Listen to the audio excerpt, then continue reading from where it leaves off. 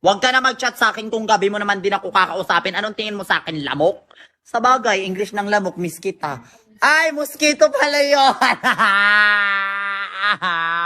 Pinipilit ko naman maging matured kaso kasalanan ko bang pinanganak ako para maging baby mo? Sheesh! Tangay na binilig papis niya non-stop sabay bigwas sa tagiliran tapos payarap sa leeg masyado ka na ginikilik. Buti pa yung iba dyan, no? Gumigising ng mayaman, walang ibang iniisip kundi paano mas yumaman. Di tayo neto, gumigising lang, tapos ang tamad pa. Gento, pinagpalit ka sa bago. Bago, may iba na siyang gusto. Gusto, yung akala mo, minahal mong todo pero iniwan ka pa rin ng gago. Gago, akala mo naman ay gwapo. Gwapo, mukha namang tarantado. Tado, pakabobo mo, wag ka na madyo para di ka na maloko. Loko, ang tanga mo. Parang ako, cherries. Sabi nila, wag na wag ka manghinayang sa pera. Kasi babalik din yan. Ang tagal ko nagantay, hindi naman bumalik. Hindi ko kailangan ng mga motivational quotes nyo. Pera lang talaga ang nakapagpagaan ng loob ko. Please send cash. Tami ng pagkatao to. Problema na may konting buhay. Pero okay lang. Kaya mo to, si Raulo eh. Tara, gala tayo. Saan mo gusto? Saan mo gustong ilagay ang drawing na to? Sa papel o sa mukha mo? Puro tayo ganito. Puro plano. Walang nagkatotoo. Hindi ko kailangan ng mga motivational quotes nyo. Pera lang talaga ang nakapagpagaan ng loob ko.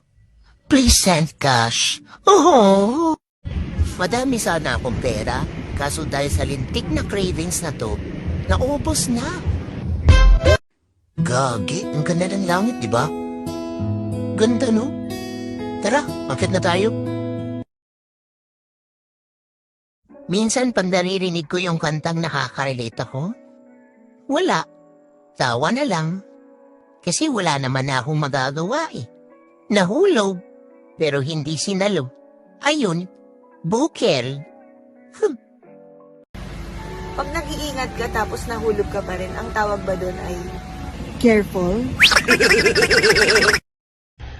Minsan, gusto ko na lang maging pabo. No stress, no problem, just chilling. Tamang ulok-ulok-ulok-ulok lang. Lord, totoo ba yung sinasabi nila na dadating yung tamang tao sa tamang oras at saka sa tamang panahon? Bakit hanggang ngayon wala pa din?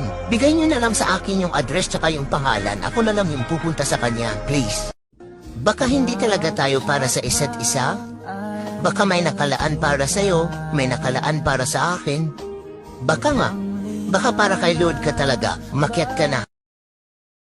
Kung alam ko lang na ganito kagastos ang buhay, di sana kinder pa lang, nag-iipon na ako.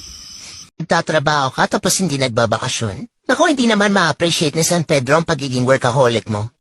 Lord, kung hindi niyo na ako pag-aasawahin, payamanin niyo na lang ako. Amen. Kape tayo mga marites. Para naman kabahan tayo sa bawat maling chismis.